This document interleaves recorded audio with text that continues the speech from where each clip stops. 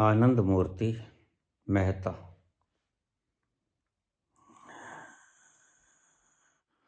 बाबा जी, एक प्रश्न जो मुझे सनातन धर्म में विश्वास करने से रोकता है, क्या आप उसका निराकरण कर पाएंगे?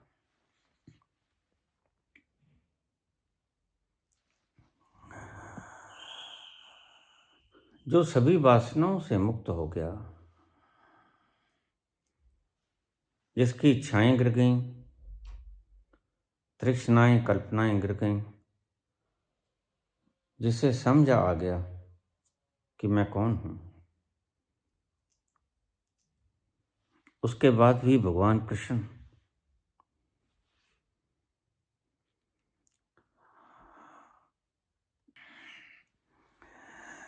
एक लाख 61,081 बच्चे पैदा करते हैं।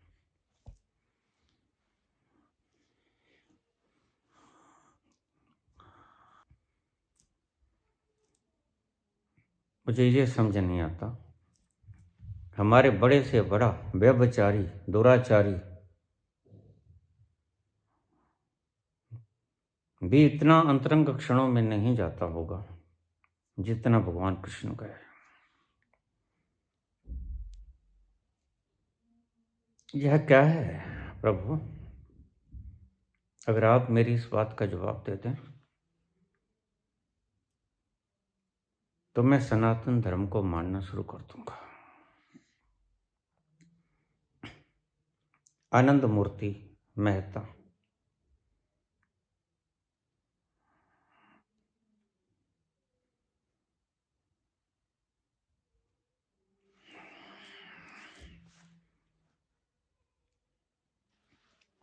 पहले आप इस फर्क को ठीक से समझ लो।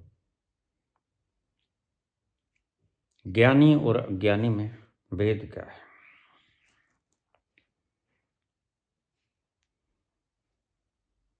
Enlightened and non-enlightened person, what is the difference?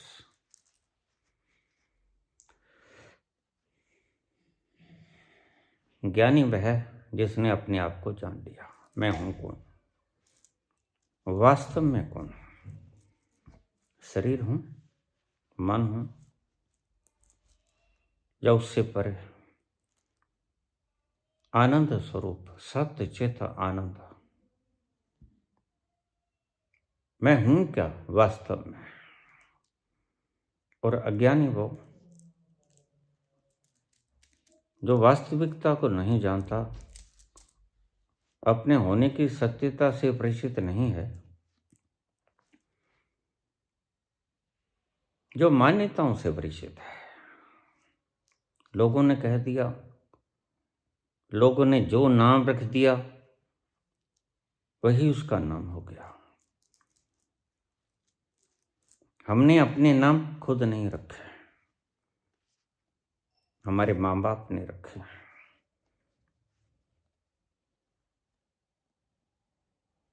अज्ञानी व्यक्ति नहीं जानता कि वह वास्तव में कौन है। ध्यान से समझना एक एक शब्द को। और ज्ञानी व्यक्ति जानता है कि मैं वास्तव में कौन हूं, और जो ये जानता है मैं वास्तव में कौन हूं, वह ये भी जानता है कि मैं वास्तव में क्या नहीं हूं। लेकिन अज्ञानी व्यक्ति न तो ये जानता है कि मैं कौन हूं, और न ये जानता है कि मैं कौन नहीं हूं। अज्ञानी अंधकार में है, ज्ञानी रोशनाई में है। उसका एक एक पल रोशनाई में गुजरता है। प्रश्न आपका बहुत बढ़िया है। शायद इन प्रश्नों की वजह से ये गुत्थियां हल हो जाएं, जो कि सदा के लिए बनी रहती। और मुझे आश्चर्य होता है, आज तक कथावाचक तो बहुत हुआ है,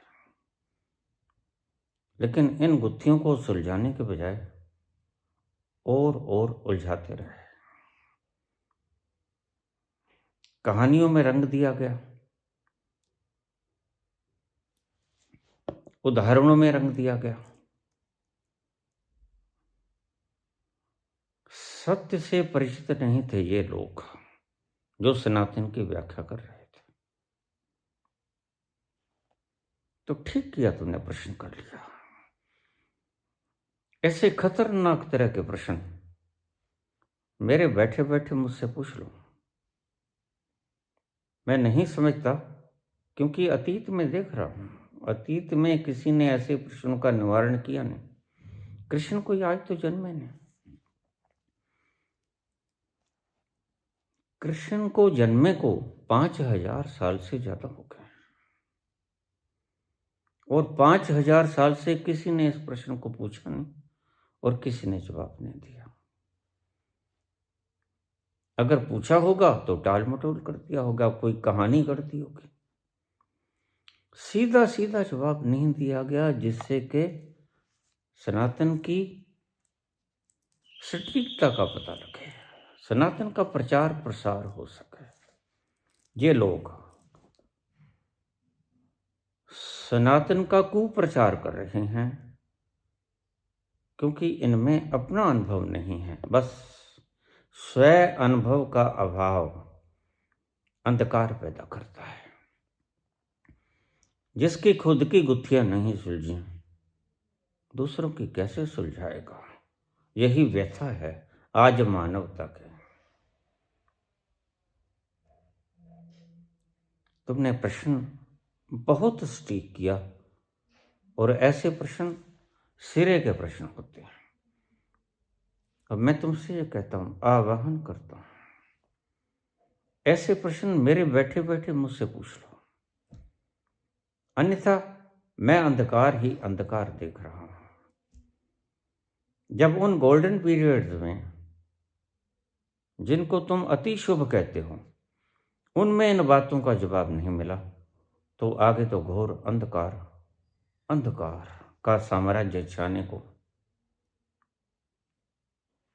शेष है।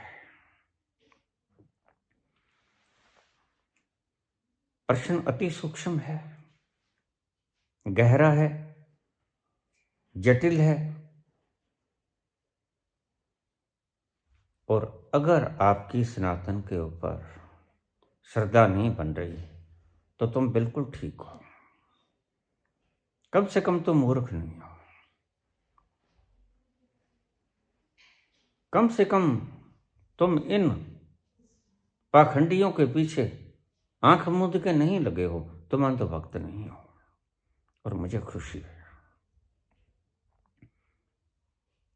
जितने अंधभक्त कम होंगे, अंधानुसरण नहीं करेंगे, बात को विचार करके देख के फिर फैसला करेंगे,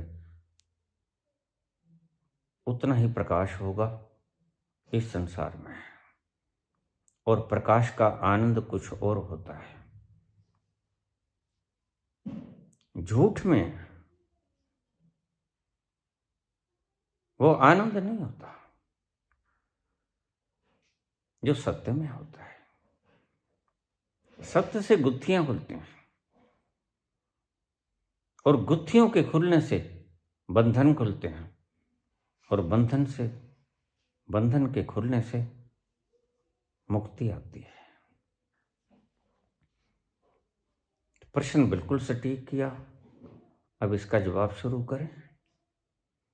तो शांत होकर बैठ जाइए, एकांत में बैठ जाइए, कोलाहलहीन वातावरण में बैठ जाइए, अपनी सारी शक्तियों को बाहर से समेट लीजिए।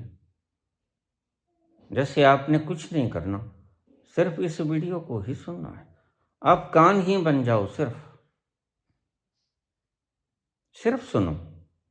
इसे ही श्रावक कहा महावीर ने। मैं अंधानुकरण करने को नहीं कहता। सुनना, परखना, मनन करना, कसौटी पे अपने अनुभव के भीतर जाना और देखना ये ठीक है या गलत है।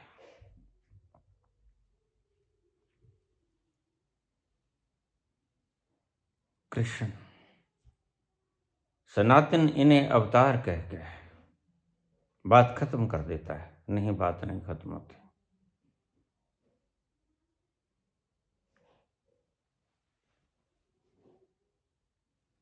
कृष्ण बच्चे पैदा करते हैं एंड ही इज एनलाइटेंड, बिला शक। लीजिए, हम इसको गहराई से विश्लेषित करते हैं। Enlightened and non enlightened persons की व्याख्या मैंने कर दी। जो खुद को वास्तविक रूप से जानता है मैं कौन, वह एनलाइटेंड यानी ज्ञानी। जो खुद को जानता नहीं वास्तव में कि मैं हूं कौन और मैं कौन नहीं हूं, वह अज्ञानी। ये सीधी सीधी परिभाषा आप ले लीजिए। चलो आगे चलें।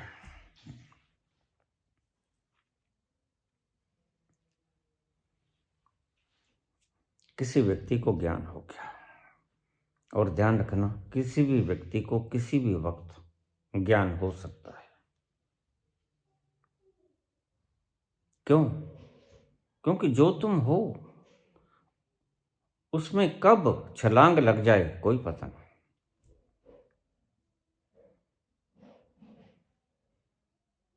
लेकिन क्या होगा उन विकारों का, क्या होगा अचेतन मन का जो भरा पड़ा है।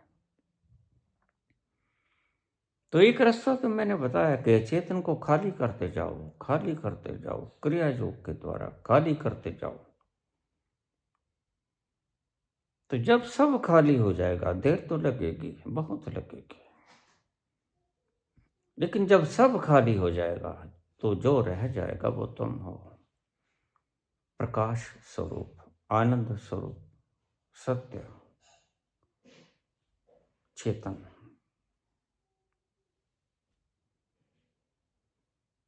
और दूसरा, तुम सहज भी,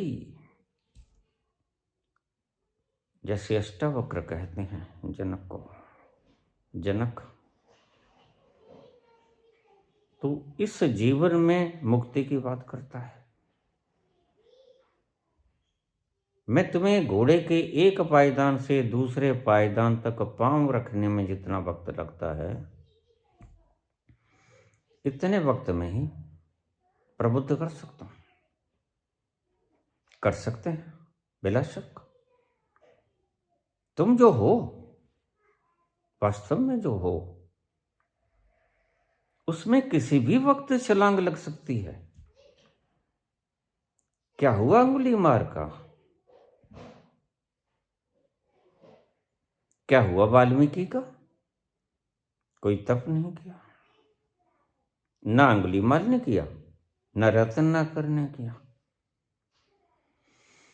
उल्टा नाम जपते जाना, वाल्मीकि भय ब्रह्म समाना।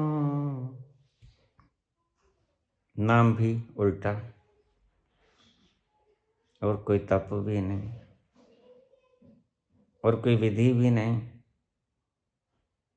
और बाबा कहते हैं कि विधि की कोई आवश्यकता नहीं। जोर न जुगती छुटे संसार, इस संसार से मुक्त होने के लिए किसी भी जुगती में कोई जोर नहीं। तो बाबा कहते हैं कोई जुगती मत करो, छोड़ दो सब युक्तियों को। जो भी करते हो अपने आप को दंड देते हो, अपने अहंकार की पुष्टि करते हो। मैंने ये किया, वो किया, तप किया, मैंने व्रत किए, उपवास किया, माला फेरी, तीर्थ गया, हज गया, सब करना गना देते हो तुम। उससे तुम्हारा अहंकार फूलता है, बढ़ता है, कटता है। और अहंकार जड़ है ज्ञान, अज्ञान के। ज्ञान का दुश्मन है अहंकार।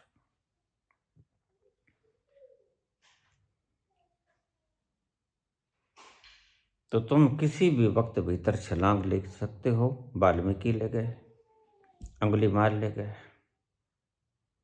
बुद्ध की मौजूदगी में ले गए। अब जो बात कही नहीं जाती, क्योंकि कोई उस वक्त साक्षी नहीं था। हुआ क्या? बुद्ध की मौजूदगी में अंगुलीमाल ब्राह्मण हो जाता है, यानी ब्रह्म का ज्ञाता हो जाता है। लेकिन होता है बुद्ध की मौजूदगी में। अब तक उंगलियां काटी, सिर काटे, उनकी उंगलियां काटी और गले में डाल ली, और एक उंगली शेष रहती थी। तो बुद्ध उस रास्ते से जाने लगे। सभी शिष्य रुक गए। लोगों ने कहा, ग्रामवासियों ने, इधर से मत जाओ भाई, क्योंकि यहां एक डाकू है अंगुलीमाल, वो मार देता है सबको और उनकी उंगली गले में डाल देता है। उसने प्रण लिया है और एक उंगली की कमी है उसके पास। बस एक उंगली पूरी हो गई तो वो छोड़ देगा हत्या। उसका प्रण है, तुम मत जाओ। शिष्य डर गए,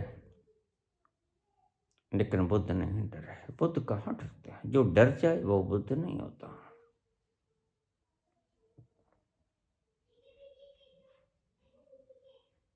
बुद्ध कहने लगे, कोई बात नहीं, मैं जाऊंगा। शिष्य पांव पड़े, हाथ जोड़ के खड़े हो गए, रोने लग गए, आंखों में आंसू। बड़ा रोका, ग्रामवासियों ने भी रोका, मत जाओ प्रभु, वह तुम्हें मार देगा। उसे एक ही उंगली की आवश्यकता है। बहुत दिनों से उस स्थान से किसी भी दिशा से कोई व्यक्ति आया नहीं। सबको खबर लग गई कि एक उंगली की जरूरत है, और कोई नहीं जाता। तुम मत जाओ। पांव पड़ गए, जाने से रास्ता रोक लिया, रास्ते में बिछ गए, लेकिन बुद्ध चलते चले गए। शिष्य तो डर गए, शिष्य तो पीछे आने से भी डरे। वह डरेगा जिसे स्वयं का सम्यक बोध नहीं हुआ। डरना स्वाभाविक है। सम्यक बोध होने के पश्चात डर नहीं होगा, यह एक लक्षण है। चलते चले गए, चलते चले गए। दूर से देखा, पतझड़ का मौसम, सूखे पत्ते गिरे, और आज कोई इन सूखे पत्तों पे चल रहा है। अंगुलीमाल के कान खड़े हो गए, ले मेरा शिकार आ गया। बड़े दिनों से इंतजार थे, कोई नहीं आया। आज एक शिकार आ गया। सूखे पत्तों की चरमराहट, उसके ऊपर चलते हुए कदम, और उसके पत्तों की झरझर करती आवाज अंगुलीमाल के कानों में पड़ी। अंगुलीमाल बहुत खुश हुआ, आज मेरी मुराद पूरी हो गई। कोई तो है जो आ रहा है, और बस आज मेरी सुगंध पूरी हो जाएगी। कुछ देर में सामने से बुद्ध आते दिखाई पड़े। पीत वस्त्रधारी एक व्यक्ति बड़े आराम से, सहज भाव से चला आ रहा है। कोई भय नहीं है, परम शांति है चेहरे पे। इसे खबर नहीं होगी मेरी, किसी ने बताया नहीं होगा, किसी ने डराया नहीं होगा। ये ऐसे कैसे निर्भीक मुद्रा में चला आ रहा है। लेकिन बुद्ध हैं, बड़ी शांति से चले आ रहे हैं। पतझड़ के सूखे पत्तों की चरमराहट उसके कानों में लगातार सुनाई पड़ रही है। हल्की हल्की हवाएं और अंगुलीमाल आंखें फाड़े देख रहा है अपने शिकार को। ये कैसा व्यक्ति है? अद्भुत छटा है इसके मुख पर। कौन है ये? ऐसे कैसे निर्भीकता से? और किसी ने रोका नहीं। बहुत लोग हैं, सभी तरफ से रोकते हैं, कितने दिनों से यहां से कोई नहीं गुजरा। इस व्यक्ति को किसी ने रोका नहीं। बुद्ध धीरे धीरे चलते चलते बस 20 कदम दूर और चलते आ रहे हैं। बुद्ध का शांत मुखड़ा देखकर अंगुलीमाल भी एक बार तो कंपा। इतनी निर्भीकता इस व्यक्ति में। लगा कि इसे वार्न कर देना चाहिए, चेतावनी दे देनी चाहिए। इसे अगर छोड़ भी दूं तो कोई हर्ज नहीं, न जाने क्यों तरस आता है। इसको तो मारने को दिल नहीं करता। यह कुछ अद्भुत तरह का व्यक्ति है। वह चिल्लाया, आगंतुक रुक जाओ, रुक जाओ, मैं अंगुलीमाल हूं। मैंने अपनी प्रतिज्ञा पूरी करनी, एक व्यक्ति को और मारना, और तुम मेरे आखिरी शिकार हो। मेरे शिकार मत बनो। लेकिन बुद्ध हैं कि जैसे सुनाई नहीं पड़ा। धीरे धीरे पतझड़ के उन झरे हुए पत्तों पर धीरे धीरे चलते आ रहे हैं, सहज गति से, न मंद हुए न तेज हुए, उसी शांत मुद्रा में धीमे धीमे कदम आगे उठ रहे हैं। एक बार तो अंगुलीमाल जिंदगी में प्रथम बार डरा। और ये कैसा व्यक्ति है? ये बहरा भी नहीं लगता। अजीब सा मुखड़ा है इसका, सुंदर सलोना, शांत। ये कौन है ये? इसको तो मारने का भी दिल नहीं करता। कैसे मारूंगा इसको? उसने फिर चिताया, आगंतुक तू मत आ, तू मेरा शिकार मत बन। आखिरी बस एक व्यक्ति की जरूरत है, मुझे उस व्यक्ति को मार लेने दे, फिर तू चाहे आ जाना। स्वर में थोड़ी कोमलता थी। लेकिन बुद्ध हैं कि चले आ रहे हैं, और बुद्ध तो अब 4 कदम दूर रह गए।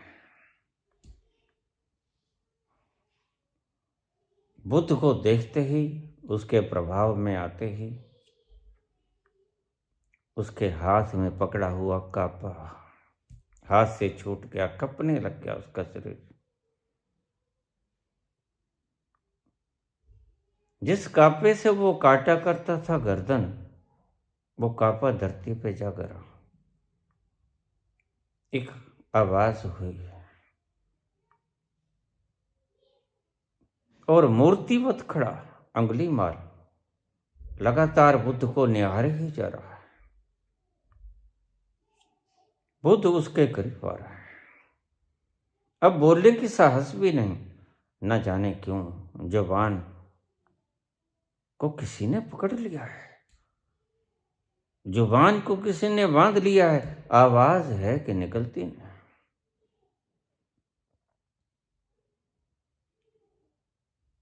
बुद्ध और आगे, बस करीब आ गए, 1 कदम दूर।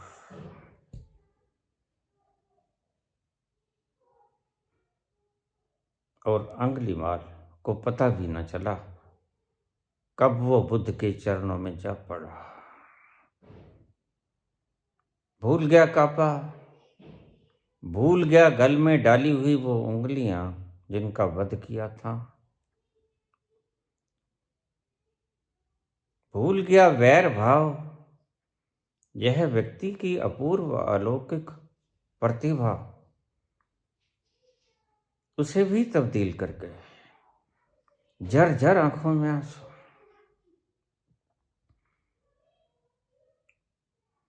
और सिर बुद्ध के चरणों में। इतना रोया, इतना रोया, बुद्ध के पांव धुल गए।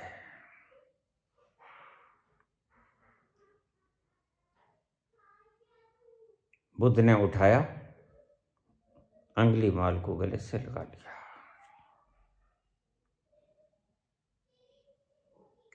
बोले, अंगुलीमाल, तू आज ब्राह्मण हुआ। तेरे सभी पाप प्रायश्चित के रूप में टल गए। आंसू बनकर मेरे पांव धो गए। अब तू दुखी मत हो, बहुत प्रायश्चित हुआ। इतनी देर रोया, तेरे सभी पाप धुल गए। अब चल मेरे साथ। क्या हुआ? एक पल में जब तब्दीली होती है, तुम अपने स्वयं में, तुम अपने घर में जब चाहे छलांग ले सकते हो। कितने भी पापी हो, हत्यारे हो, कितने दानी हो, लुटेरे हो, दुखी हो या सुखी हो, बाहर से क्या हो, इससे कोई फर्क नहीं पड़ता। देखिए, अपने घर जिसने कत्ल किया वो भी अपने घर आके सो जाता है। जिसने बेईमानी की, ठगी की, चोरी की, कुछ भी किया, अपने घर तो वह भी आके सो जाता है। तुम्हें अपने घर आने से कोई नहीं रोक सकता। तुम अपने घर में जब चाहे आ सकते हो, कुछ भी करके आ सकते हो, पाप भी पुण्य भी, लेकिन अपने घर में तुम्हें कोई नहीं रोकेगा आने से। और जो अपने घर को जान गया वह ज्ञानी है। जो अपने घर में प्रतिष्ठित हो गया, जिसे कृष्ण भगवान ने कहा, तू स्थिति प्रज्ञ हो जा अर्जुन, वह अमृत तत्व को प्राप्त हो गया। खुल गई आंखें, और अपने घर में जैसे ही विराजमान होता है अर्जुन, तत्क्षण ये दो शब्द बोलता है, नष्टो मोहा स्मृतिर्लब्धा। याद आया मेरा घर कौन सा है। मेरा मोह नष्ट हुआ, मैं और घरों को अपने घर समझ रहा था। स्वयं का सच्चा घर मिल गया, असली घर में आगमन हुआ, मैं अपने घर में प्रतिष्ठित हुआ। नष्टो मोहा, मेरा व्यर्थ का चिपकाहट टूट गई। स्मृतिर्लब्धा, मुझे मेरा घर याद आ गया। याद आ गई वो दीवारें। अपने घर में कोई कभी भी आ सकता है, कोई रुकावट नहीं। अंगुलीमाल, रत्नाकर अपने घर में पहुंच गए, और अर्जुन भी अपने घर में पहुंच गए। उसका मोह नष्ट हो गया। उसे याद आया, ये पुती पुती सी दीवारें वही हैं, ये मेरा घर है। ये यहाँ का वातावरण, बनावट, हाँ, इसे ही छोड़ के क्या था मैं। बिल्कुल याद आया। कोई सूक्ष्म लोक में किसी का प्रश्न हो तो मुझे बता दो, नहीं मैं आगे चलूं।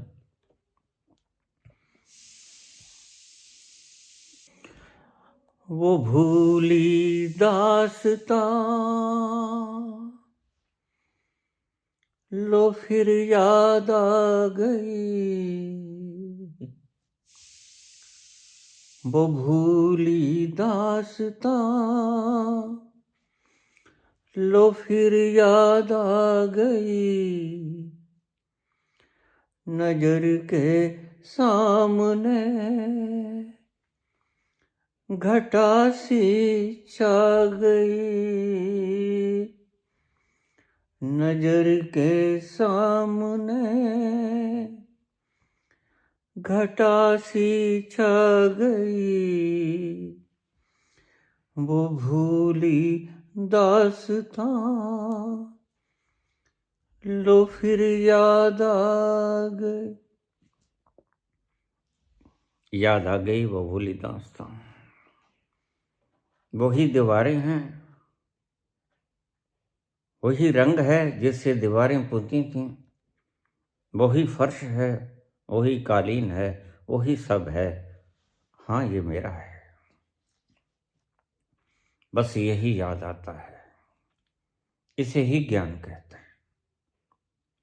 तुम्हें तुम्हारा घर याद आ जाए, तुम अपने घर में प्रतिष्ठित हो जाओ, इसे ही स्थिति प्रज्ञा कहा है। अपनी प्रज्ञा में ठहर जा अर्जुन। अंगुली मार्ग भी यहां पहुंच गया, रत्नाकर भी यहां पहुंच गया। एक अध्याय समाप्त हुआ।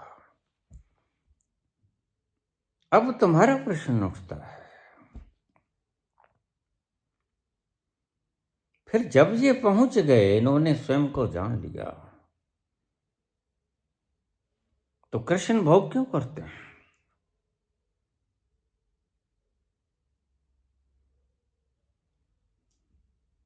क्यों करते हैं?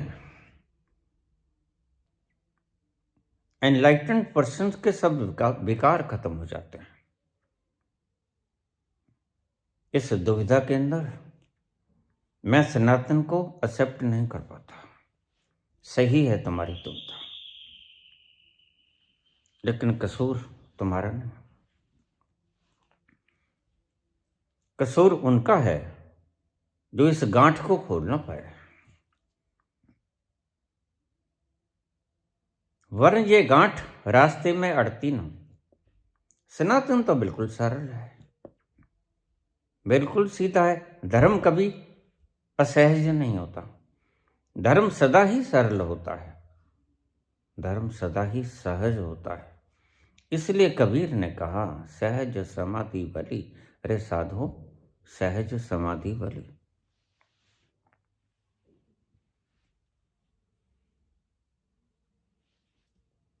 जब व्यक्ति पहुंच जाता है अपने घर में, तो एक बात याद करो, मैंने तुम्हें कहा था, जब दे ही जाता है नए सिरे में, तो साथ में एक पोटली लेके जाता है। सुपर कंप्यूटर कह दो, पोटली कह दो, आधुनिक भाषा में सुपर सेंसिटिव कंप्यूटर कह दो, पुरानी भाषा में पोटली कह दो कर्मों की, बात वही है। उसमें फीड है सारा कुछ, तुम्हारे प्रारब्ध और तुम्हारे संस्कार फीड है उसमें।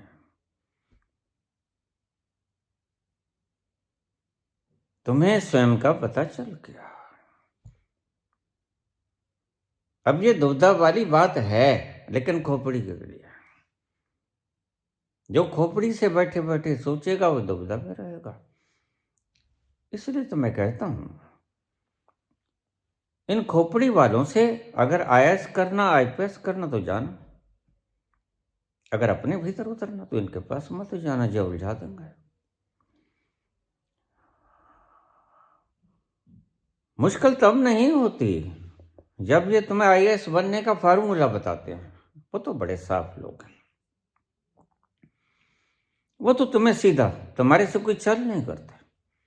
वो कहते देखो भाई, तुम पढ़ोगे, यह सिलेबस है, हम पढ़ा देते हैं, यह फार्मूला है, ये गणित का हिसाब है, कैसे सॉल्व करना तुम्हें बता देते हैं तरीका। लेकिन मुश्किल तब पैदा होती है कोई आईएएस का अधिकारी लोभ खा जाता है, अब लोग भी मेरे चरणों में पड़े, सलूट न मारे सिर्फ, तब मुश्किल खड़ी होती है। वासनाएं जगती हैं,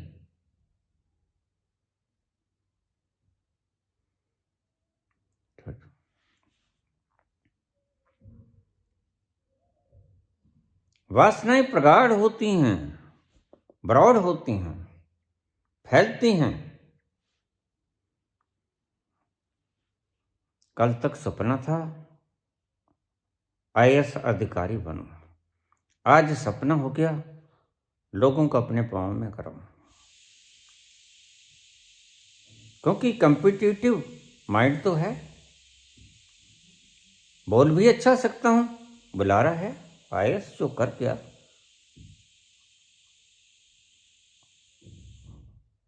उसमें सूचनाओं की भीड़ भरी पड़ी है, न्यूरॉन्स सारे भरे पड़े हैं। खाली कभी बैठे नहीं, मौन में कभी उतरे नहीं, उन लम्हों का आनंद कभी उठाया नहीं जिनके उठाने से अपने स्वभाव तक पहुंचा जाता है, अपने घर को तलाशा जाता है। अचानक से घोषणा कर देते हैं अहम ब्रह्मास्मि, अचानक से उपनिषद की व्याख्या करनी शुरू कर देते हैं, अचानक से गीता पकड़ लेते हैं हाथ में। बस यहां दुविधा होती है, मुझे सरल लोगों से कोई तकलीफ नहीं, ये बड़े ईमानदार हैं, लेकिन तकलीफ है उन आचार्यों से जो आईएएस होकर अपना दायित्व नहीं निभाते, ये बेईमान है।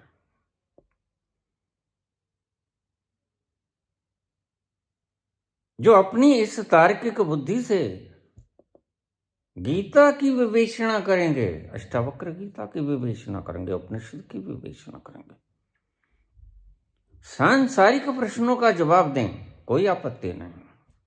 आपत्ति तब होती है जब अनुभव की बातें खोपड़ी से व्याख्यान करनी शुरू हो जाती हैं, उसे मैं पाप कहता हूं।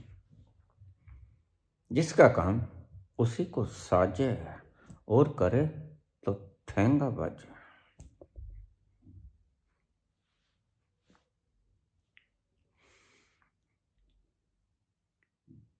ये उल्टे मुंह गिरेंगे, बतीसी तुड़वा लेंगे निश्चित।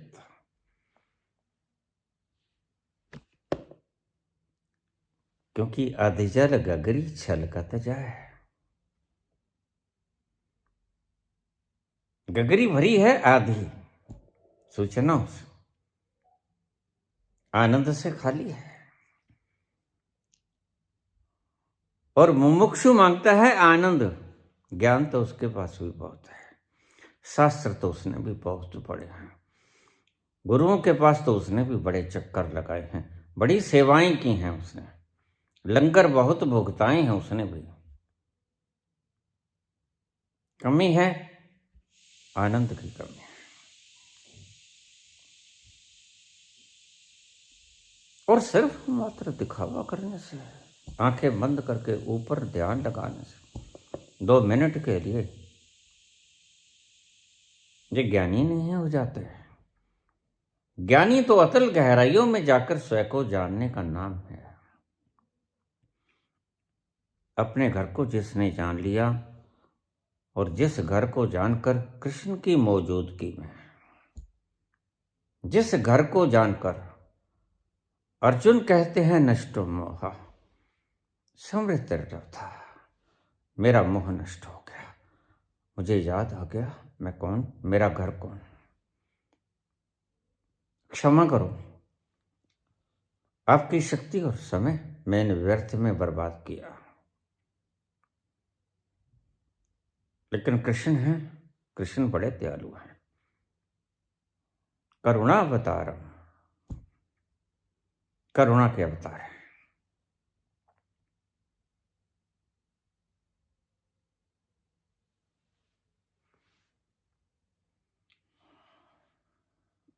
सभी सूचनाओं का जवाब दे देते हैं ये, लेकिन यहां आके फंस जाते हैं। बड़े टेढ़े सवाल हैं,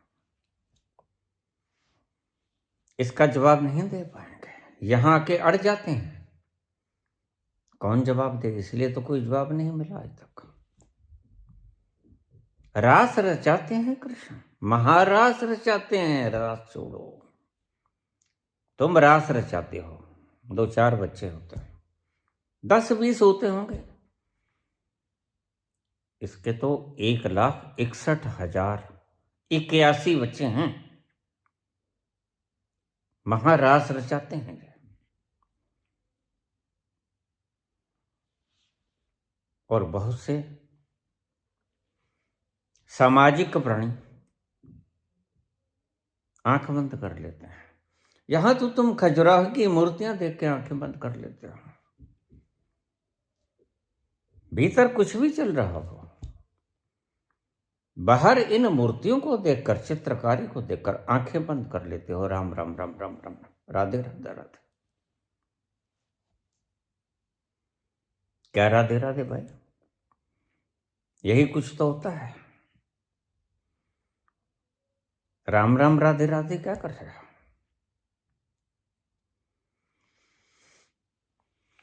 नहीं मिला होगा जवाब, इसलिए दिया नहीं होगा, किसी शास्त्र में यह जवाब नहीं। कहानियां हैं, व्याख्यान हैं, बड़ी रसिक अंदाज में बोले गए हैं, और कहानियां सुनाने वालों को इसके भीतर का तथ्य नहीं पता।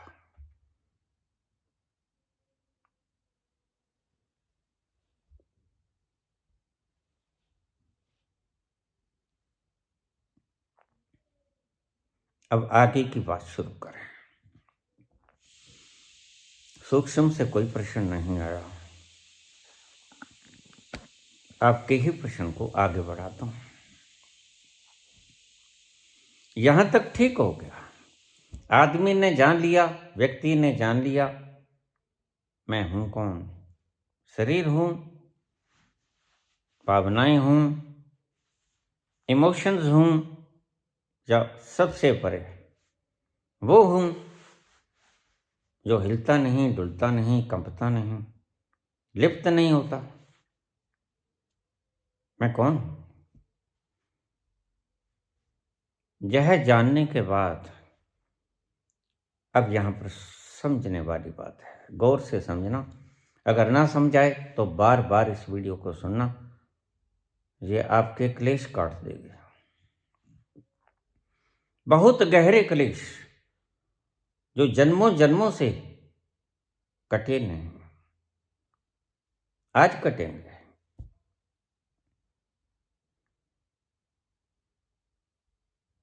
मैंने एक शब्द कहा, कोई भी जा सकता है। मंदिर मस्जिद जाने वाला, 5 वक्त की नमाज पढ़ने वाला, रोज मंदिर में जाने वाला, रोज माला फेरने वाला, ईमानदारी से काम करने वाला, या पाप करने वाला, सदना कसाई, अणिका गणिका वेश्याएं, तुम समझ नहीं सके सनातन को। एक तरफा होके तुमने सोचा, लेकिन भूल गए सिक्के के पहलू 2 होते हैं, दिखता एक है। बस एक सिक्के का पहलू देखकर तुमने दूसरा समझा कि होता ही नहीं, लेकिन दूसरा भी होता है।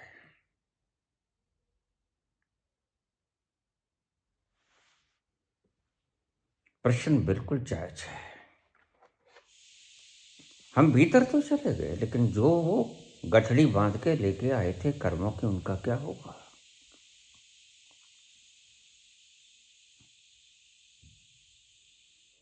उनको भोगेंगे। यहां भी बात खत्म हो गई। मैंने कर्म फिलॉसफी में बताया कि जब कोई व्यक्ति प्रबुद्ध हो जाता है तो भोगता तो वह भी है, लेकिन प्रबुद्ध होने से पहले वह सफीर पे बैठा होता है। अब इस बात को ध्यान से समझ लेना तो समझ में आएगी, अन्यथा सिर के ऊपर से गुजर जाएगी। जब तक तुम अज्ञानी हो तब तक परिधि पे बैठे हो, गोले की परिधि पे ऊपर किसी भी स्थान पर तुम बैठे हो, लेकिन यू आर ऑन सफियर। और जो सफियर पे बैठा है उसको अपने कर्मों का फल स्वयं भोगना पड़ेगा।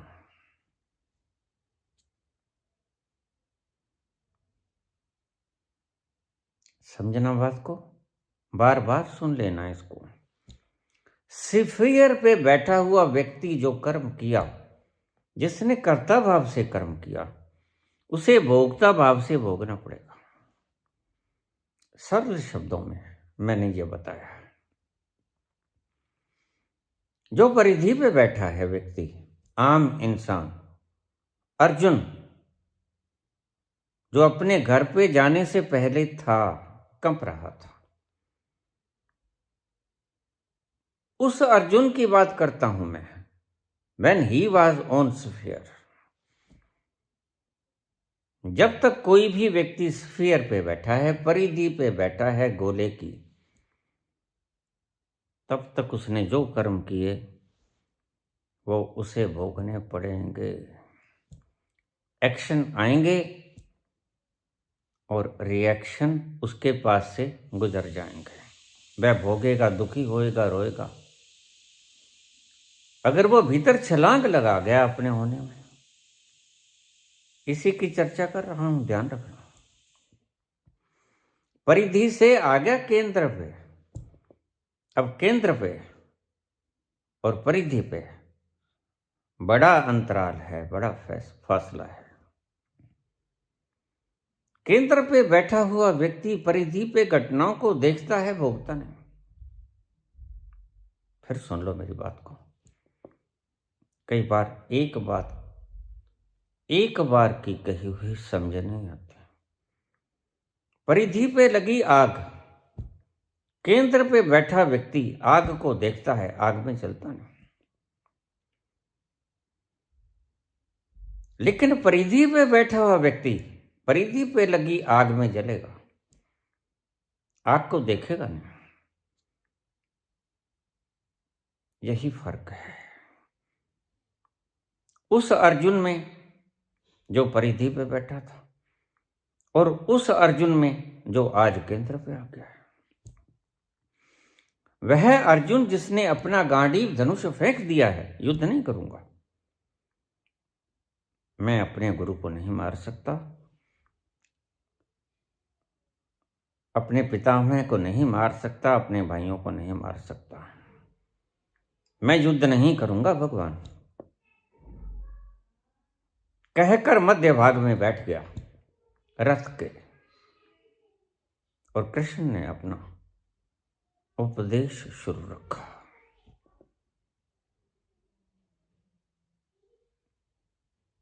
यह परिधि पे बैठा हुआ अर्जुन है जिसने धनुष फेंक दिया, जो कहता मैं युद्ध नहीं करूंगा।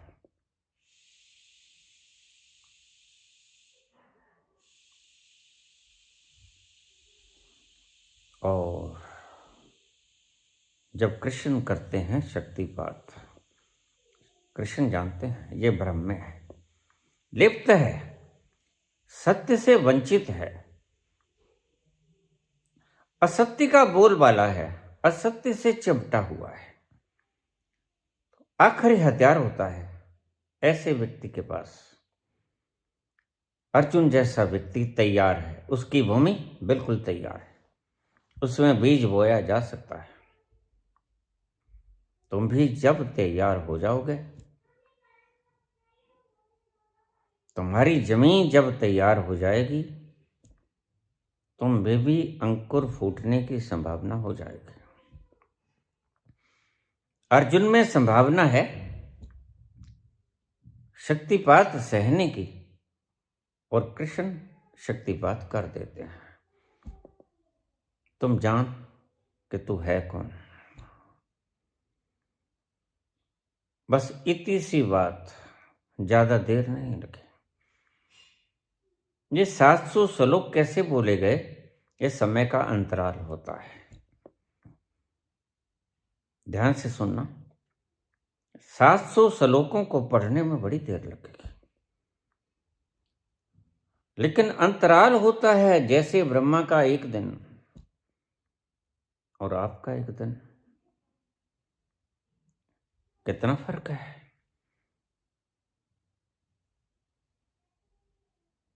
ब्रह्मा का एक दिन आपके एक 4 युगों के बराबर, और उसका एक दिन बीतता है, वहां बड़ा स्लो चलता है, यहां आकर वास्ट हो जाता है। तो कृष्ण फेंकते हैं उस तल से जिस तल से टाइमलेसनेस है, वहां समय नेग्लिजिबल गति से चलता है, वहां से फेंकते हैं ये 700 श्लोक, जो जवाब देते हैं बाहर आकर ये गीता 700 श्लोकों में विभक्त हो जाती है। यह गीता बोली कैसे गई ये आपको अभी तक समझ नहीं आया होगा, लेकिन डायमेंशनल डिफरेंस इज देयर। जहां से बोली गई वहां समय जैसे चलता है, और जहां पर बोली गई वहां समय जिस गति से चलता है, there is a lot of difference between the two. दोनों डायमेंशन में बड़ा फर्क है। कृष्ण जिस तरह से बोलते हैं वो सेंटर है, वो केंद्र है।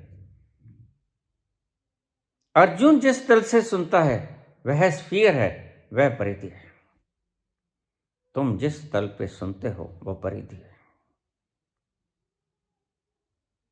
इसलिए तुम्हें 700 श्लोक पढ़ने में बड़ा वक्त लगेगा। कृष्ण को ये सारे श्लोक बोलने में कोई वक्त नहीं लगा, 7 मिनट में सारी गीता समाप्त हो गई। सब कुछ आ गया बीच में, शंखनाद से लेके आखिर। जब उसने कहा हुक्म कीजिए, मैं क्या करूं, नष्टो मोहा स्मृतिर्लब्धा, मुझे बताइए, हुक्म कीजिए, मैं क्या करूं। ये सारा कुछ होने तक, धनुष उठाने तक 7 मिनट का वक्त लगा। लेकिन तुम कहोगे गीता तो पढ़ी नहीं जाती। ठीक कहते हो, क्योंकि गीता उस तल पे नहीं पढ़ी जाती जिस तल पे बोली गई। मेरे ख्याल में तुम समझ गए होगे। यही एक छोटा सा प्रश्न था, सूक्ष्म से आया हुआ, इसका जवाब मैंने आपको भी दे दिया।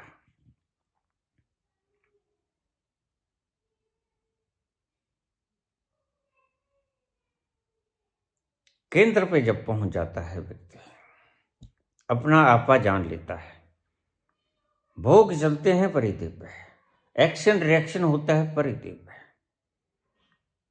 और तुम बैठ गए केंद्र पे। तुम देखते हो अपने कर्मों और कर्म के फल को। तुम जानते भी हो ये कर्म मैंने किए और मेरे किए हुए कर्मों का फल ये आया, लेकिन तुम भुगतते नहीं। तुम कहोगे बड़े अन्याय की बात है, तो तुम आ जाओ केंद्र पे भाई, तुम न्याय कर लो, तुम्हें कौन रोकता है।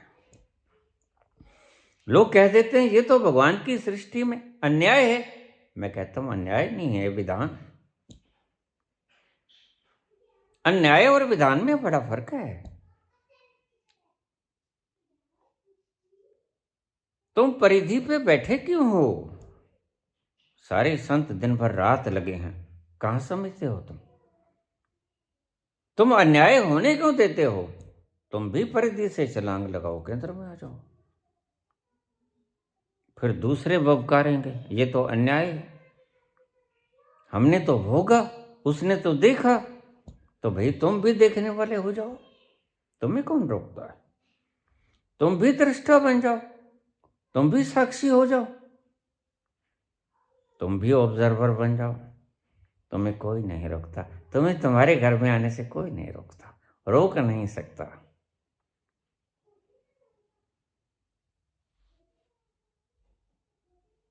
कृष्ण केंद्र पे आ गए,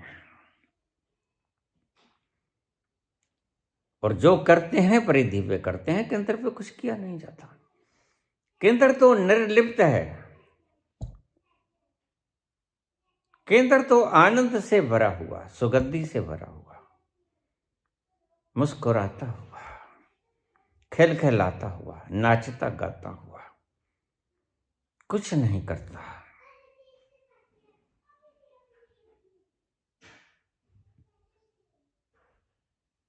तुम्हारे संग समाया हुआ है।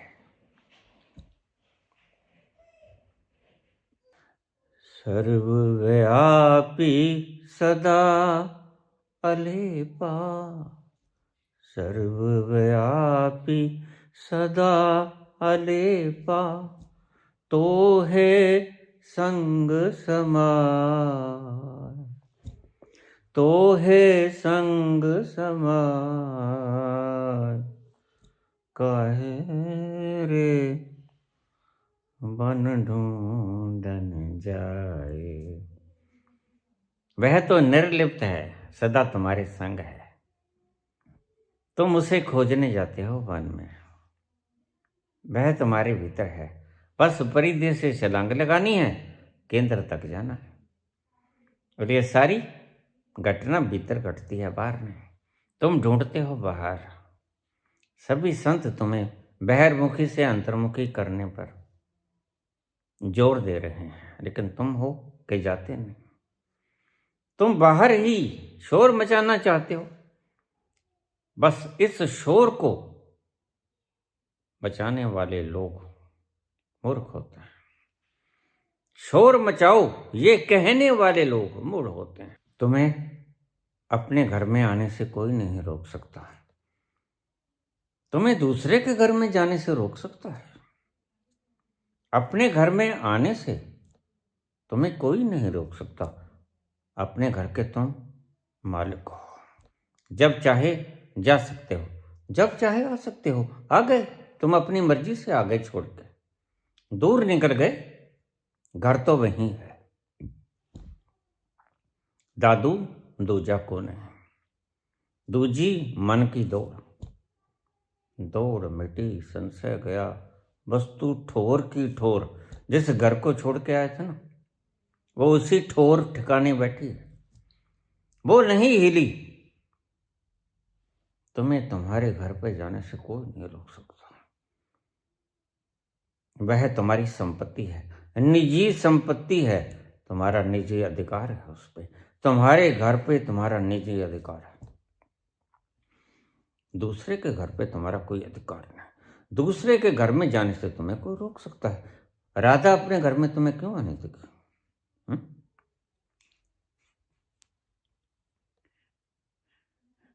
जूती उठा लेगी, कुंडी की नाक वाली। जरा राधा के घर में बढ़ के दिखाओ, उल्लू के पट्टो।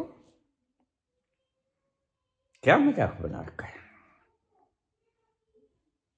अपने घर में जाओ, कोई नहीं रोकेगा, बिल्कुल नहीं रोकेगा। ये कोई मजाक हुआ? राधे के घर में चले जाओ, ऐसे कैसे चले जाओ? वो तिल्ली वाली जूती है उसके पास। कृष्ण क्यों नहीं भोगते? अब देखिए, जहां तक बात साफ हो गई। 2 पड़ाव हमने पार कर लिए, तीसरा पड़ाव आ गया। तीसरा पड़ाव आ गया कि हमारे अचेतन मन में संस्कार भी हैं। प्रबुद्ध तो तुम हो गए, अपने आप को जान लिया, बिल्कुल ठीक। तो फिर तुम कहते हो अपने आप को जिसने जान लिया।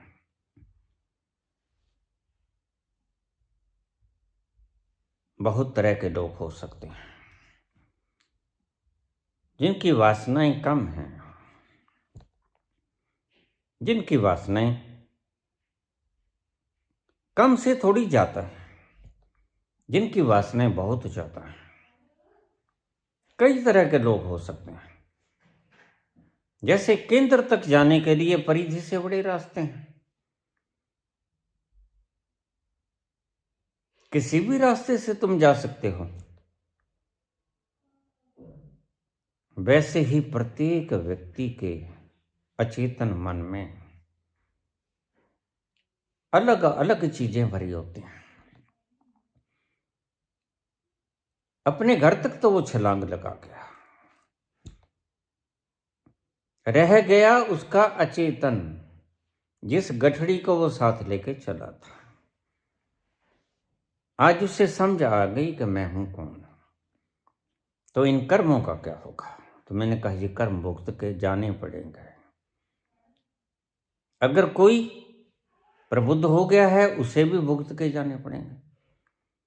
अगर कोई प्रबुद्ध नहीं हुआ है तो उसके तो और जुड़ते जाएंगे। जो प्रबुद्ध हो गया उसके नए बनने बंद हो जाएंगे, क्रियामान बंद हो जाएगा, प्रारब्ध उसे भुगत कर जाना होगा। अब हम थोड़ा सा और आगे चलें, अगर तुम यहां तक समझ गए हो तो प्रत्येक व्यक्ति के भीतर अलग अलग तरह की कामनाएं भरी पड़ी। और कबीर नहीं चाहता कि मेरे पास रोल्स रॉयस हो, नहीं चाहता। या समझ लो कि उस वक्त थी नहीं, लेकिन ओशो चाहते हैं। 93 रोल्स रॉयस कारें हैं, लेकिन फिर भी चाहते हैं। क्या सिर में मारना है भाई? लेकिन इच्छा है उनकी। अब उनके अचेतन मन में जब भरा पड़ा है संस्कार, उस संस्कारों के हिसाब से जीवन जिएगा। बात समझना। ज्ञानी हो गया, रस्सी जल गई, बल नहीं गया। समझाती है बात? ज्ञानी हो गया लेकिन संस्कार, कर्म भी भोग लेगा, बिल्कुल ठीक। जो कर्ता भाव से किए वो भोक्ता भाव से भोग लेगा। लेकिन मैं कहता हूं रस्सी जल गई जो बांध सकती थी, लेकिन बल कहां गया? उस जली हुई रस्सी में देखना, बल वैसे ही लगेंगे आपको दिखे। इन बलों को मैं कहता हूं संस्कार। ये संस्कार उसको घसीटेंगे। उन संस्कारों के कारण कोई तो वैरागी जीवन जिएगा, कोई पकोड़े शकोड़े, कचौड़ी शकोड़ी खाएगा, समोसे, चाउमन चुग्गा, ये सब चलेगा। ये संस्कार काम करेंगे। थोड़ी सी गहरी बात है, बहुत गहरी बात है, इसको फिर से समझ लेना। बंधन टूट गए, रस्सी जल गई, लेकिन रस्सी के बल ना गया। वो रस्सी के बल क्या है? संस्कार। ये बात तो बड़ी गहरी है, लेकिन समझ आ जाएगी। इसको बार बार सुनना। रस्सी को जला के देख लेना, देखोगे रस्सी बांध नहीं सकती। अब पहले रस्सी बांध सकती थी जब तक जली नहीं थी। अब रस्सी बांध नहीं सकती क्योंकि रस्सी ही जल गई है। लेकिन तुम कहोगे जब रस्सी ही जल गई है तो देखना उसमें बल मिलेगा तुम्हें। जली हुई रस्सी में काली पड़ गई होगी लेकिन बल साफ दिखेंगे। वो बल संस्कार कहलाते हैं। व्यक्ति उन्हीं दिशाओं में जीता है जिन दिशाओं में उसने प्रबुद्धता से पहले जीवन जिया होता है। धीरे धीरे बातें आपकी समझ में उतरेंगी। कृष्ण मस्ती में जीते हैं, शुरू से ही रास रचाते हैं, महारास रचाते हैं। ये बल हैं, बल। जो रस्सी के भीतर है, लेकिन ये बेकार नहीं है। समझ लो बात को। रस्सी का ओरिजिनल होना और रस्सी का जलने के बाद उसके भीतर के जो बल होते हैं, इन दोनों में बड़ा फर्क है। वो रस्सी बांध सकती है, बिना जले जो थी, जो जल गई वो रस्सी बांध नहीं सकती। उसको तो थोड़ा सा हाथ लगाओगे, भुर जाएगी वो। बस ऐसे ही रह जाते हैं तुम्हारे संस्कार। लेकिन व्यक्ति जिसने प्रबुद्धता से पहले का जन्म जिया, बाद का जीवन करीब करीब वैसा ही जीता है। बंधा फिर भी नहीं है वो, चाहे तो बदल सकता है, लेकिन आम तौर से जीता वैसे ही है। कृष्ण को नहीं मानते हैं। ये आचार्य लोग तुम्हें सिखाएंगे कि इन बंधनों से सावधान रहना, लिव इन में रह लो, ऐसा कर लो वैसा कर लो, सब बकवास। बात तो ये है, रस्सी के अस्तित्व को मिटा दो, बंधन के अस्तित्व को मिटा दो, बल तो फिर भी रहेगा, लेकिन उन बलों में कोई जान नहीं होगी तो बल तुम्हें बांध नहीं सकेंगे। उन्हें संस्कार कहते हैं। संस्कार सिर्फ मात्र लकीरें होती हैं जो पानी के गुजरने के बाद बन गई होती हैं। ऐसे ही तुम्हारी संस्कार है। अब हम फिर से लौट चलें, सारी चीज को स्पष्ट कर दें। ज्ञानी और अज्ञानी। अज्ञानी तो वैसे ही रहेगा, उसको तो हम छोड़ देते हैं। ज्ञानी जब अपने घर में लौट आएगा, स्थित हो जाएगा पक्का पक्का। अर्जुन, अगर तुम ये कहो कि अर्जुन स्थित तो हो गया, एक बार उसका भ्रम तो मिट गया, लेकिन उसने बंधन नहीं काटे, रस्सी नहीं चली उसके। एक बार कृष्ण ने दिखा दिया कि देखो तुम हो कौन, कंप क्यों रहे हो, बस इतना सा, और उसने धनुष उठा लिया। गहरी बातें हैं, गहराई से ही सुननी पड़ेंगी। उसने धनुष उठा लिया और युद्ध किया। युद्ध करके कितना खून खराबा हुआ, 18 क्षोणी सेना मारी गई, सारे बलवान मारे गए,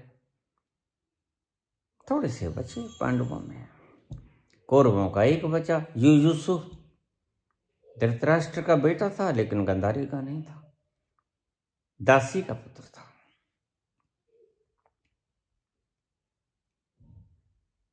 लेकिन अर्जुन सदा के लिए मुक्त नहीं हुआ, अभी परिधि पे है। क्षणिक रूप से उसे केंद्र पे लाया गया था घसीट के,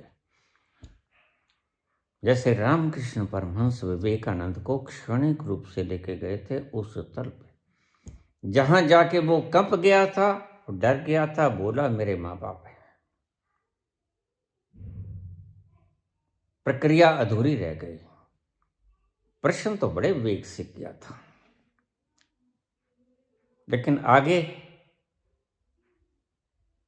बाप मिल जाएगा ये उसे पता नहीं था। विवेकानंद चूक गए, आगे सही गुरु मिल गया, उसने हाथ रख दिया कि ये ले। शक्तिपात किया, बर्दाश्त नहीं कर सका, कंपा, तो रामकृष्ण ने हाथ उठा दिया, ठीक तेरे माँ बाप तो आजा, मैं हिंसक नहीं हूं। अहिंसक रूप से अगर तू जाना चाहता तो मैं तुम्हें ले जाता, नहीं जाना चाहता, कंपन तो सभी को होता है। आज ही प्रश्न आया था, मैं कहीं सहस्रार से ना निकल जाऊं, भाई इतना संकल्प तेरे में कहां। पहले अपने भीतर उतनी शक्ति तो उत्पन्न कर ले, संकल्प तो पैदा कर ले, कि कपाल को फाड़ के निकल जाए, लेकिन नहीं, बस शब्दों के भय से कपना है। सिर्फ ये अहंकार के तरीके हैं बचने के। ये नहीं जानते, मैं जानता हूं। मैं इसलिए जानता हूं कि मैं इन्हीं गलियों में रेत उड़ाता हुआ गुजरा हूं। मैं इन्हीं गलियों में खेला हूं, इन्हीं गलियों में मेरे वस्त्र लिबड़े हैं, इन्हीं गलियों में मेरा होलिया बिगड़ा है। इसलिए मैं अच्छी तरह से जानता हूं, बखूबी इन गलियों को जानता हूं। तुम मुझसे कुछ छुपा ना सकोगे। मैं इन गलियों का पक्का खिलाड़ी हूं। इसलिए तुम लाख चाहे बहानेबाजी कर लो, मेरे तुम्हारी बहानेबाजी चलेगी ना। मरना पड़ेगा अगर उस आनंद में जाना है। रोज कहता हूं मैं, रोज गा के सुनाता हूं। जे तो प्रेम मिलन की चाह, जे तो प्रेम मिलन की चाह, शीस तली धर घर मेरे आओ, शीस तली धर घर मेरे आओ, घर मेरे आओ, घर मेरे आओ, जे तुम प्रेम मिलन की चाह। अहंकार को काटो, सिर को नहीं काटना है। मेरे शब्दों को सुनकर मुझे कमेंट आता है, बाबा अभी लेके आऊं सिर? ये सिर नहीं चाहिए तुम्हारा। सिर वो चाहिए जो तुम्हें भी नहीं पता, जिससे तुम भी अज्ञात हो, लेकिन मैं उसे बखूबी देखता हूं। वो भ्रम का सिर चाहिए तुम्हारा, वह इल्यूजन का सिर चाहिए तुम्हारा। वो जो तुमसे गलती हुई है, जो तुम इस भ्रम में उलझे हो, इल्यूजन में हो कि मैं हूं कौन, यह सिर चाहिए मुझे। तुम्हारा ये सिर नहीं चाहिए। ये तो पदार्थ है, ये तो तुम्हारा है भी नहीं।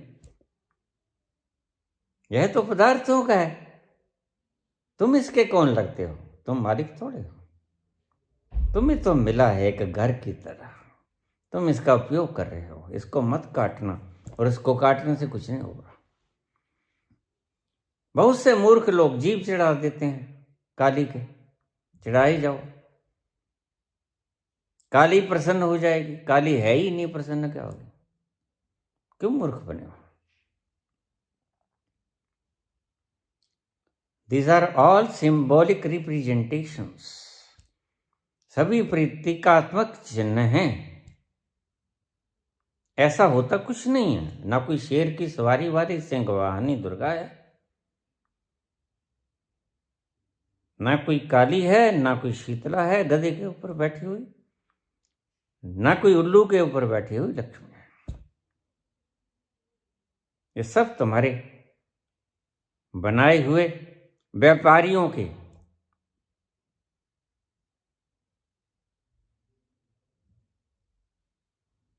लूटने के ढंग हैं। न शंकर है, न पार्वती है, न गणेश है, न हनुमान है। खैर, अब बात आ गई, मुझसे पूछ लेते हैं फिर आप कौन से शंकर के पास जाते हो? बिल्कुल जाता हूं। अब थोड़ा सा भ्रम निवृत्त कर दूं, इसके लिए बहुत बड़े टॉपिक की जरूरत पड़ेगी, फिर विस्तार से बताऊंगा।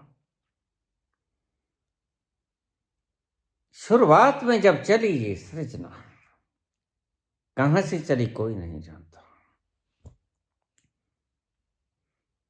जा करता सृष्टि को साजा, आप पे जाने सोई, उसे पता है कब चली।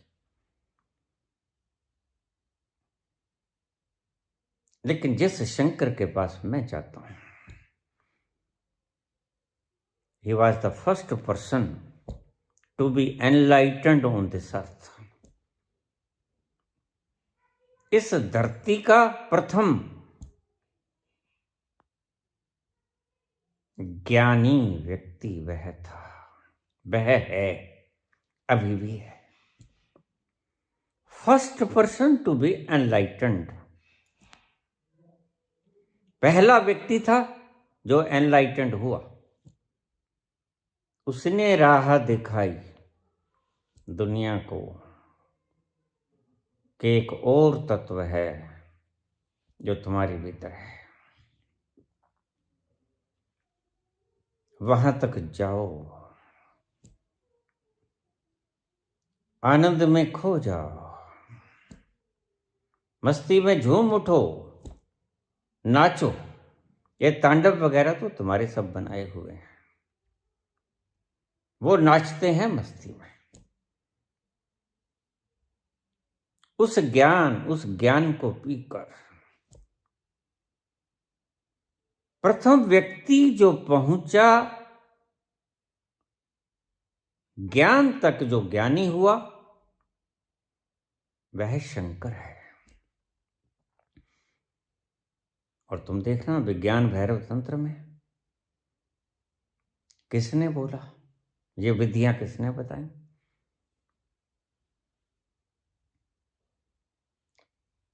All the ways are originated by Shiva.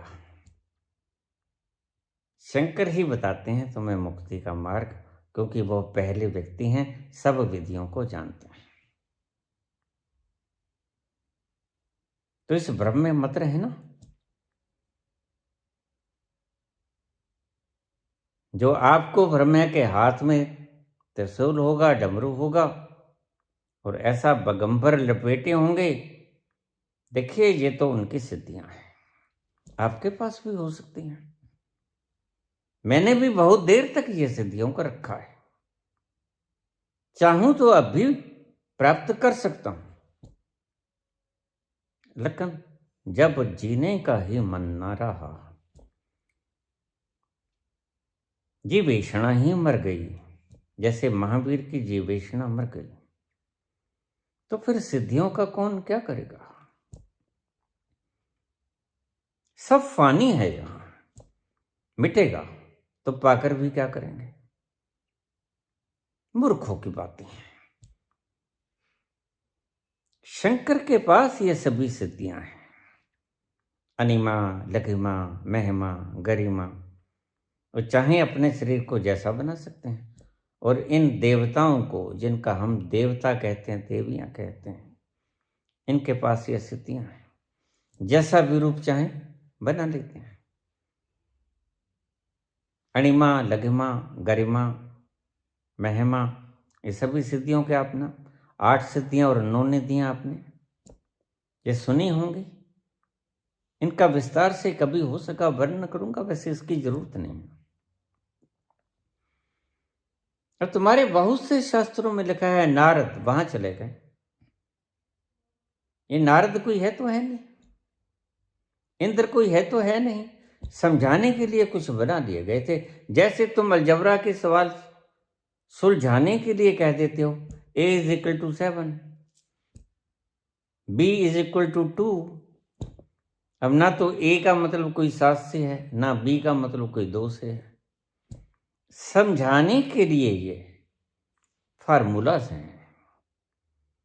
ऐसे ही दीज आर ऑल इलेक्ट्रिसिटीज, ये पावर हैं, बस समझाने के लिए बना दिए हैं। शेर की सवारी है, उल्लू वाहनी है, अब क्यों बैठेगी भाई? इतनी नखरे वाली लक्ष्मी उल्लू पे क्यों बैठे? हाँ, यहां मंत्रालय ठीक से नहीं लेते, गृह मंत्रालय ना मिले तो अकड़ जाते हैं। और लक्ष्मी जो समृद्धि की बालिकान है, वह उल्लू पे क्यों बैठेगी भाई? वह कोई बढ़िया सा अपना वाहन चुनेगी, कोई मोर चुनेगी, कोई बढ़िया सा पंछी चुनेगी अपना। उल्लू के ऊपर क्यों बैठेगी? लेकिन ये आपने बना दिया मूढ़ों के बनाए हुए,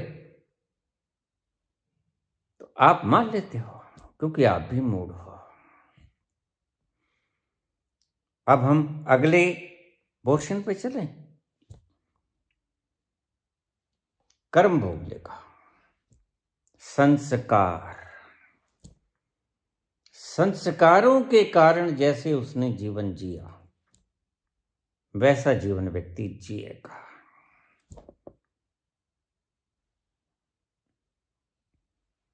मैंने अपने जीवन में खाना बहुत कम खाया। राम जी का रोल करता रहा, एक वक्त खाना खाता था, वैसे ही संस्कार पड़ गए। अब मैं भोजन लेता ही नहीं। इसमें कोई त्याग व्याग की कोई बात नहीं। बैठा हूं कहीं जाने का दिल नहीं करता। इतना घूमा नहीं जी करता। और फिर भीतर इतना आनंद है, जाएं तो जाएं कहां? यही है सब कुछ। वहां क्या मिलेगा? वहां कोई भी नहीं। अपने भीतर जाने में जो मजा और बाहर की किसी वस्तु में नहीं। जो सुख छज्जू दे चुबारे, ना बल्ख ना बुखारे, इसका गहरा मतलब निकलता था आध्यात्मिक। आपने इसका गहरा मतलब आध्यात्मिक कभी निकाला नहीं। जो सुख छज्जू दे चुबारे, ना बल्ख ना बुखारे। क्यों जाएंगे हम बाहर? संस्कारों से व्यक्ति जिएगा, ज्ञानी होने के बाद भी। अज्ञानी तो जिएगा, उसको तो छोड़ दो, उसकी तो मैं बात भी नहीं की है। आज ज्ञानी की बात ही की है। ज्ञानी जिएगा संस्कारों से।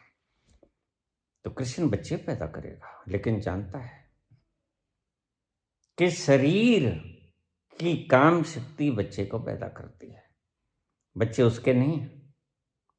ध्यान रखना। इसलिए सारा कुल नष्ट हो जाता है यदुवंश। उसकी आंखों के सामने गांधारी उसे कह देती है, मैं तुझे श्राप देती हूं कि जैसे मैंने अपनी आंखों से अपने कुल का नाश होते देखा, वैसे हे कृष्ण वासुदेव, तू अपने कुल को नाश होते हुए अपनी आंखों से देख। तो कृष्ण क्या कहते हैं? एवमस्तु माते, तथास्तु। ऐसा ही होगा। कृष्ण को कोई फर्क नहीं पड़ता। उसके बच्चे राज करें, उसके बच्चे आपस में लड़के मर जाएं। माटी है, माटी का खेल है। माटी को पुतलो, कैसा नचत है। ये बातें अगर समझ में आ जाएं तो सौभाग्यशाली हो। ना समझ में आए तो फिर से कोशिश करना। प्रश्न गहरा था। रॉल्स रॉयस कारों में घूमे, वो ही बन गए उनके संस्कार। 93 से भी नहीं, 193 भी आ जाएं तो भी नहीं, इनको चैन नहीं पड़ेगा भीतर से। इनके संस्कार मांगते ही रहेंगे। अन्यथा एक की ही जरूरत, बस एक से ही काम चल जाता, दूसरे की भी क्या जरूरत थी। हम पुराने मॉडल लेके, पुराने जूते लेके 2-2 साल घुमा लेते हैं। नए मॉडल की जरूरत नहीं पड़ती, जूतों की भी। और यहां ओशो को एक रॉल्स रॉयस से चलता नहीं। क्या माजरा है? फिर तुम कहते हो एनलाइटनमेंट। एनलाइटेंड है, बिल्कुल है। उसने जान लिया खुद को। कैसे कहें नहीं है? जो जाना वो कहना पड़ेगा। जो हुआ वो कहना पड़ेगा। गलत हुआ तुम्हारी नजरों में या ठीक हुआ तुम्हारी नजरों में, हमारी नजरों में जो हुआ सो हुआ, ना ठीक हुआ ना गलत हुआ।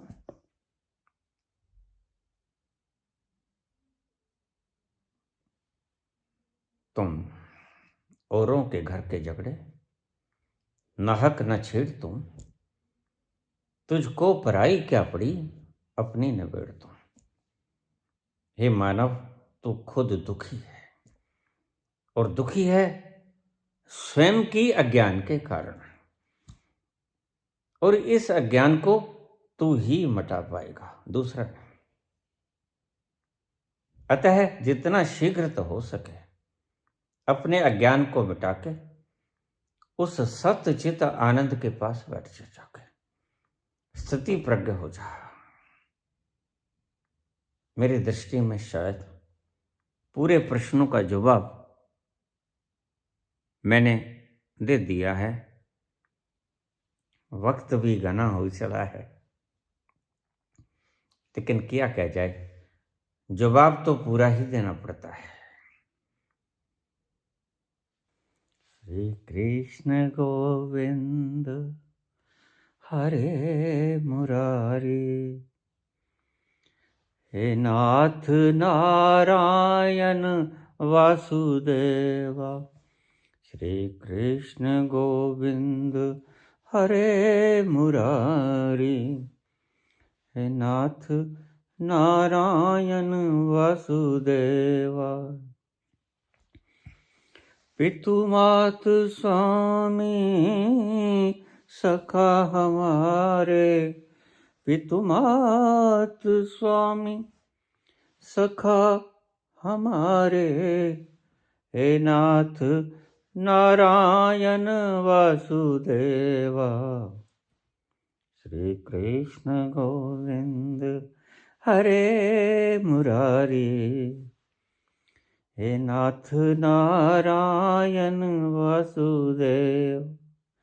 श्री कृष्ण गोविंद हरे मुरारी, हे नाथ नारायण वासुदेव।